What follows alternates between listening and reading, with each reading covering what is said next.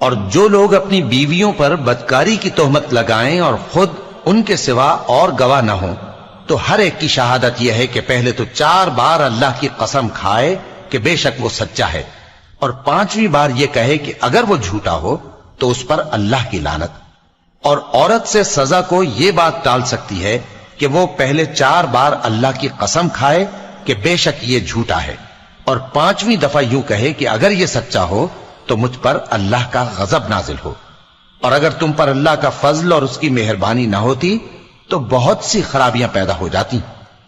اور یہ کہ اللہ توبہ قبول کرنے والا ہے، حکیم ہے۔ جن لوگوں نے یہ بہتان باندھا ہے وہ تمہیں میں سے ایک جماعت ہے، اس کو اپنے حق میں برا نہ سمجھنا، بلکہ وہ تمہارے لیے اچھا ہے۔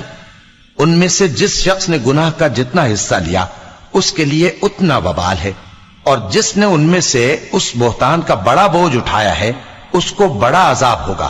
جب تم نے وہ بات سنی تھی تو مومن مردوں اور عورتوں نے کیوں اپنے دلوں میں نیک گمان نہ کیا، اور کیوں نہ کہہ دیا کہ یہ کھلم کھلا بہتان ہے؟ یہ بہتان لگانے والے اپنی بات کی تصدیق کے لیے 4 گواہ کیوں نہ لائے؟ تو جب یہ گواہ نہیں لا سکے تو اللہ کے نزدیک یہی جھوٹے ہیں۔ اور اگر دنیا اور آخرت میں تم پر اللہ کا فضل اور اس کی رحمت نہ ہوتی تو جس شغل میں تم منہمک تھے اس کی وجہ سے تم پر بڑا سخت عذاب نازل ہوتا، جب تم اپنی زبانوں سے اس کا ایک دوسرے سے ذکر کرتے تھے اور اپنے منہ سے ایسی بات کہتے تھے جس کا تم کو کچھ بھی علم نہ تھا، اور تم اسے ایک ہلکی بات سمجھتے تھے، حالانکہ اللہ کے نزدیک وہ بڑی بھاری بات تھی۔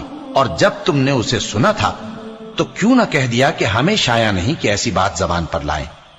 پروردگار تو پاک ہے، یہ تو بہت بڑا بہتان ہے۔ اللہ تمہیں نصیحت کرتا ہے کہ اگر مومن ہو تو پھر کبھی ایسا کام نہ کرنا، اور اللہ تمہارے سمجھانے کے لیے اپنی آیتیں کھول کھول کر بیان فرماتا ہے، اور اللہ جاننے والا ہے، حکمت والا ہے۔